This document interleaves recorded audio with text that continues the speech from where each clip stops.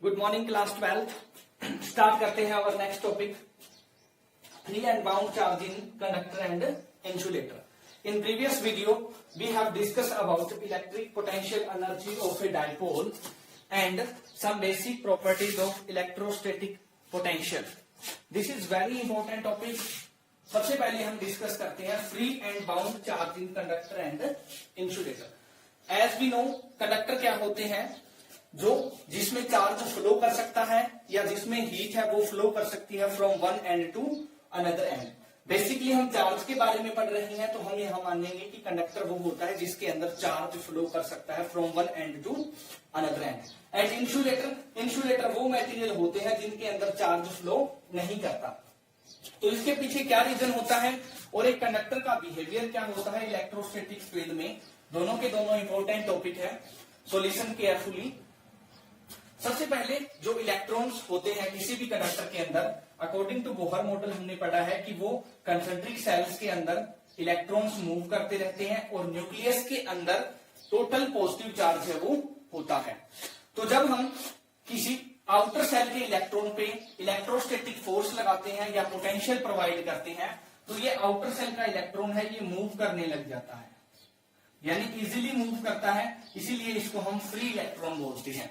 कि कुछ मटेरियल ऐसे होते हैं जिनमें अगर हम पोटेंशियल डिफरेंस या इलेक्ट्रिक फील्ड अप्लाई करें तो कुछ इलेक्ट्रॉन मूव करने लग जाते हैं। और ये बेसिकली कौन से इलेक्ट्रॉन मूव करते हैं? जो आउटर सेल के लूजली बाउंड इलेक्ट्रॉन्स होते हैं, तो वो मूव करने लग जाते हैं। यानी loose electrons in outer shell are known as free electron, और इसी को बोलते हैं हम फ्री चार्ज। जब इलेक्ट्रोस्टैटिक फील्ड लगाई जाती है या पोटेंशियल क्रिएट करवाया जाता है या पोटेंशियल प्रोवाइड किया जाता है, तो ये फ्री इलेक्ट्रॉन्स मूव कर सकते हैं। But the positive ion which consist of nucleus and electrons of inner shells remain fixed and immobile charges constitute bound charges. जो आउटर सेल के हैं वो मूव कर सकते हैं, लेकिन जो इनर सेल के इलेक्ट्रॉन्स हैं या न्यूक्लियस के पास जो पॉजिटिव चार्ज है वो बेसिकली मूव नहीं करता, वो अपने पोजीशन पे फिक्स रहता है। और इसी फिक्स और इमूवेबल चार्ज को हम क्या बोलते हैं? Bound charge.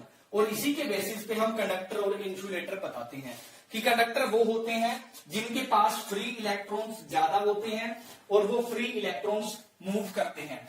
और इंसुलेटर वो मटेरियल होता है जिनके पास इलेक्ट्रॉन्स है वो टाइटली बाउंड होते हैं, वो इमूवेबल होते हैं, इमोबाइल होते हैं, वो मूव नहीं करते, उसके पास बाउंड चार्ज ज्यादा होता है। और अगर हम इलेक्ट्रोलाइटिक कंडक्टर्स यानी लिक्विड सॉल्यूशंस की बात करें तो उनके अंदर बहुत पॉजिटिव एंड नेगेटिव आयंस हैं, वो चार्ज कैरियर होते हैं, यानी वो मूव कर सकते हैं। तो this is all about conductor and insulator. यानी कंडक्टर्स के पास क्या होते हैं? फ्री इलेक्ट्रॉन्स होते हैं, और इंसुलेटर्स के पास बाउंड इलेक्ट्रॉन्स या बाउंड चार्ज होता है जो मूव नहीं करता। अब नेक्स्ट टॉपिक है behaviour of conductor in electrostatic field. यानी जब हम किसी कंडक्टर को इलेक्ट्रोस्टैटिक फील्ड में डालते हैं तो वो कैसा बिहेव करता है। First point is net electric field is zero in interior of a conductor. किसी कंडक्टर के इनसाइड इलेक्ट्रिक फील्ड क्या हो जाएगी? जीरो हो जाती है, उसके अंदर कोई इलेक्ट्रिक फील्ड नहीं रहती। कैसे? मान लो हमने कोई इलेक्ट्रिक फील्ड प्रोवाइड की, उसके अंदर हमने किसी कंडक्टर को डाल दिया, ये हमारा कंडक्टर का सरफेस है। तो कंडक्टर के पास क्या होते हैं? Free electrons. और उन फ्री इलेक्ट्रॉन्स पर हमारी इलेक्ट्रिक फील्ड क्या डालती है? फोर्स लगाती है। और ये फोर्स कैसे लगती है बेटा? पॉजिटिव चार्ज हमेशा इलेक्ट्रिक फील्ड की डायरेक्शन में मूव करता है, in the direction of electric field. और जो नेगेटिव चार्ज होता है वो किस तरह मूव करता है? Opposite to the electric field, opposite to electric field.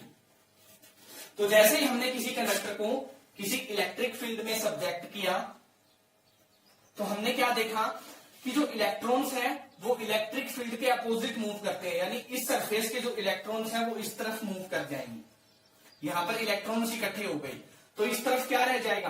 Access positive charge. तो इस तरफ पॉजिटिव चार्ज हो गया और इसके अंदर एक और इलेक्ट्रिक फील्ड बन गया जिसको हम इलेक्ट्रिक फील्ड इंटीरियर बोल सकते हैं।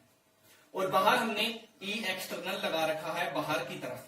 तो हम क्या देखते हैं कि बोथ द इलेक्ट्रिक फील्ड जो है वो एक दूसरे को क्या करते हैं? अपोज करते हैं। तो inside the conductor electric field क्या होता है? जीरो होता है। कैसे समझा सकते हैं कि जैसे ही हमने किसी कंडक्टर को इलेक्ट्रिक फील्ड में लगाया, जो नेगेटिव आयन या फ्री इलेक्ट्रॉन्स हैं वो in the direction of electric field drift हो जाते हैं और एक साइड जिस तरफ इलेक्ट्रिक फील्ड के अपोजिट गैदर हो जाते हैं और दूसरी साइड में एक्सेस चार्ज बन जाता है, जिसकी वजह से इनसाइड द कंडक्टर एक इलेक्ट्रिक फील्ड है वो बन जाता है, जिसको हम इंटीरियर इलेक्ट्रिक फील्ड बोलते हैं। और ये इंटीरियर इलेक्ट्रिक फील्ड हमेशा किसके बराबर होता है? एक्सटर्नल इलेक्ट्रिक फील्ड के इक्वल होता है। इट मीन इनसाइड जो इलेक्ट्रिक फील्ड है वो क्या हो जाता है? जीरो हो जाता है, उसके अंदर कोई इलेक्ट्रिक फील्ड रेजाइड नहीं करता। This is basic first point. Second is just outside the surface of conductor electric field is always normal to the surface. यानी मान लो ये कंडक्टर है हमारा, तो इसके जस्ट आउटसाइड इलेक्ट्रिक फील्ड हमेशा क्या होगी? इसके हर सरफेस के नॉर्मल लाई करेगी, उसके हर सरफेस के नॉर्मल है वो निकलेगी। This is second property. Third property क्या कहती है? The net charge in interior of conductor is zero. उसके अंदर नेट चार्ज जीरो होगा and any excess charge is resides at the its surface. कि जो हम एक्सेस चार्ज उसे देंगे वो कंडक्टर के सरफेस के ऊपर रहेगा, वो उसके अंदर नहीं जा सकता। अंदर उसके क्या होगा? जो नेट चार्ज है वो जीरो होगा। कैसे जीरो होगा? ये हमारा कंडक्टर है और अभी पहली प्रॉपर्टी में पढ़ा है कि inside the conductor electric field क्या होगी? जीरो होगी। तो बाय गॉस लॉ, अगर हम गॉस लॉ को थोड़ा सा रिमाइंड करें तो उसने बताया था कि इलेक्ट्रिक फील्ड इज इक्वल होगी क्या? वो अपॉन एप्सिलॉन नॉट। तो inside the conductor electric field क्या होती है? जीरो, यानी ई जीरो। इट मीन क्या is equal to zero, epsilon naught is not equal to zero. Epsilon naught की वैल्यू फिक्स है, जीरो नहीं होगी। तो क्या होगा हमारा? जीरो होगा। यानी नेट चार्ज है वो इंटीरियर ऑफ कंडक्टर के अंदर जीरो होगा और अगर हम इसको एक्स्ट्रा चार्ज प्रोवाइड करें, कोई भी नेगेटिव या पॉजिटिव, तो वो इसके सरफेस के ऊपर लाई करेगा, इसके सरफेस पे रहेगा। फोर्थ पॉइंट क्या कहता है? Potential is constant begin and on the surface of conductor. कि कंडक्टर के सरफेस पर, ये हमारा कंडक्टर है, इसके सरफेस पर V क्या रहेगा? कांस्टेंट रहेगा और इंटीरियर में यानी इनसाइड द कंडक्टर भी हमारा V क्या रहेगा? कांस्टेंट रहेगा।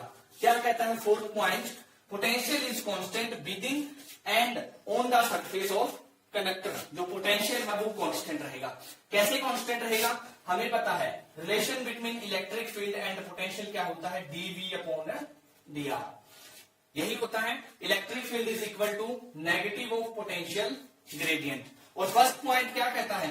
नेट इलेक्ट्रिक फील्ड क्या है? जीरो, यानी इनसाइड इलेक्ट्रिक फील्ड जीरो है। इट मीन हमारा dV क्या रहेगा? कांस्टेंट रहेगा। dV क्या रहेगा? कांस्टेंट रहेगा। तो फोर्थ पॉइंट क्या कहता है कि सरफेस पर और इनसाइड द कंडक्टर हमारा हमेशा पोटेंशियल क्या रहेगा? कांस्टेंट। पोटेंशियल कांस्टेंट है, इट मीन अगर हम किसी इनसाइड द कंडक्टर किसी चार्ज को मूव करवाना चाहें तो ये वहां पर वर्क डन हमारा क्या होगा? जीरो होगा। यानी एक जो कंडक्टर है उसका सरफेस है वो इक्वी पोटेंशियल सरफेस की तरह बिहेव करेगा। And fifth point is electric field is zero in the cavity of a hollow charged conductor. और ये बहुत इंपॉर्टेंट है, इसकी काफी सारे प्रैक्टिकल यूजेस भी हैं। कि अगर हम कोई कंडक्टर लें जिसमें एक होलो कैविटी रखें तो उस होलो कैविटी के अंदर इलेक्ट्रिक फील्ड क्या होगा? हमारा जीरो होगा। जैसे यहां पर मैंने एक कंडक्टर लिया है, उसके बीच में ये यहां पर हमने कोई सरफेस फील किया हुआ है और ये जो इंटीरियर कैविटी है ये क्या है? हमारी होलो है। तो यहां पर इलेक्ट्रिक फील्ड क्या रहेगा? जीरो रहेगा। और इसी प्रॉपर्टी का यूज करते हैं, इसी प्रॉपर्टी को हम बोलते हैं इलेक्ट्रोस्टैटिक शील्डिंग। इलेक्ट्रोस्टैटिक शील्डिंग कि inside the cavity of a hollow charge conductor is electric field is zero. क्या होती है इलेक्ट्रोस्टैटिक शील्डिंग? इलेक्ट्रोस्टैटिक शील्डिंग वो होती है जिसके अंदर किसी कैविटी ऑफ कंडक्टर के अंदर इलेक्ट्रिक फील्ड क्या रहता है? हमारा जीरो रहता है। कैविटी के अंदर इलेक्ट्रिक फील्ड है वो जीरो रहता है। और इसका सबसे बड़ा प्रैक्टिकल एग्जांपल क्या है कि जब लाइटनिंग होती है, बिजलियां कड़क रही होती है, तो एक कार है वो सेफ प्लेस होता है, वहां पर हम रुक सकते हैं क्योंकि कार की जो आउटर बॉडी होती है, आउटर बॉडी ऑफ कार है वो किसकी बनी होती है, वो जनरली मेटल की बनी होती है, कंडक्टर की बनी होती है, तो उसके अंदर इलेक्ट्रिक फील्ड हमेशा क्या रहेगा, जीरो रहेगा। This is very important property, this is very important, electrostatic shielding. फिर से बता देता हूं क्या होता है electrostatic shielding. Very simple phenomena होता है, the phenomena in which inside the cavity of a hollow charge conductor, charge conductor की कैविटी में इलेक्ट्रिक फील्ड क्या हो जाता है, जीरो हो जाता है, उसको बोलते हैं हम इलेक्ट्रोस्टैटिक शील्डिंग। और इसका यूज क्या है कि लाइटनिंग के दौरान कार है वो सेफर प्लेस होता है, कार में रुक सकते हैं हम, क्योंकि कार की आउटर बॉडी मेटल की है और उसके अंदर इलेक्ट्रिक फील्ड जीरो रहेगी, तो अगर लाइट गिर भी जाती है तो हम सेफ रहेंगे, हम बच जाएंगे। और दूसरा प्रैक्टिकल एग्जांपल क्या होता है, कंप्यूटर्स के अंदर जो इंटीग्रेटेड सर्किट होते हैं, कंप्यूटर्स में जो इंटीग्रेटिंग सर्किट्स होते हैं उनके दोनों तरफ मेटल प्लेट लगाई जाती है, ऐसे मेटल प्लेट लगाकर उसके बीच में उस सर्किट को फिट कर दिया जाता है, ताकि जो एक्सेस इलेक्ट्रिक फील्ड है वो इसके अंदर न जाए और ये चिप या इंटीग्रेटेड सर्किट है वो ब्रेक ना हो, खराब ना हो। ओके, फिर से रिवाइज करवा देता हूं कंडक्टर का behaviour. Number 1, net electric field है वो जीरो होगी interior in the conductor. Number 2, surface of the conductor, just outside the surface of conductor electric field हमेशा क्या रहेगी, नॉर्मल रहेगी कंडक्टर की। Third is net charge in interior of conductor zero होगा, अगर इलेक्ट्रिक फील्ड जीरो है तो गोस law से चार्ज भी क्या होगा, जीरो होगा। And potential is constant with in and on the surface of conductor, और इसी कंडक्टर के सरफेस पर पोटेंशियल हमेशा क्या रहेगा, कांस्टेंट रहेगा, उसके अंदर भी कांस्टेंट होगा। और इलेक्ट्रिक फील्ड है वो किसी होलो चार्ज कंडक्टर की कैविटी में हमेशा जीरो होगी, और इसी फिनोमिना को हम क्या बोलते हैं, इलेक्ट्रोस्टैटिक शील्डिंग।